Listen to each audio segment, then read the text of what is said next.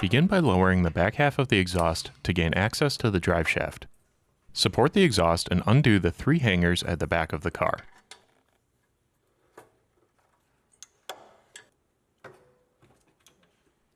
Lower the exhaust as far down as it will go.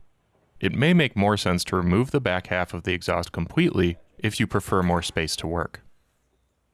Remove the heat shield between the exhaust and the drive shaft.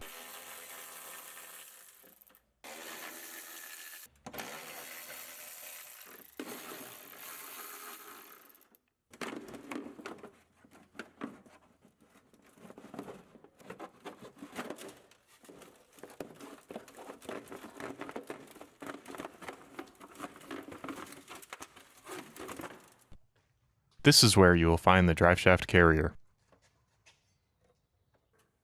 Make a cut near the foot of the carrier.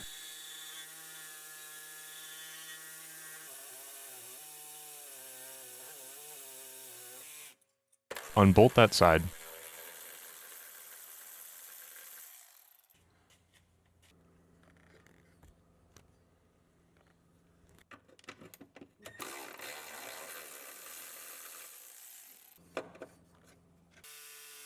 You'll need to make a total of 2 to 3 cuts on the frame to remove it. The rubber on this carrier is already in bad shape, but if yours is still attached, cut the carrier frame away with a razor blade like so.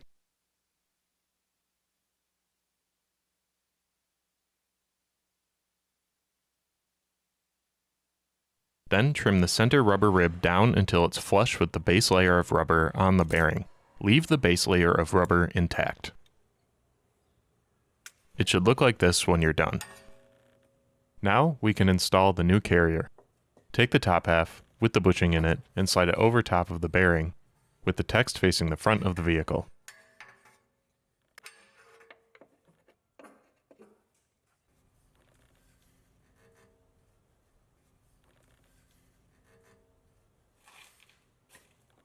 Then bring the bottom half up to meet it, and connect the two together using the provided Allen bolts.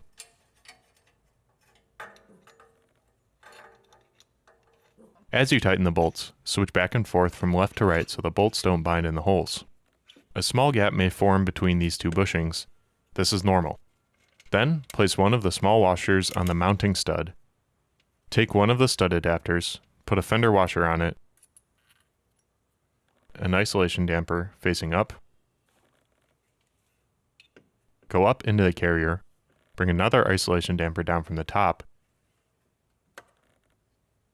and thread it onto the stud.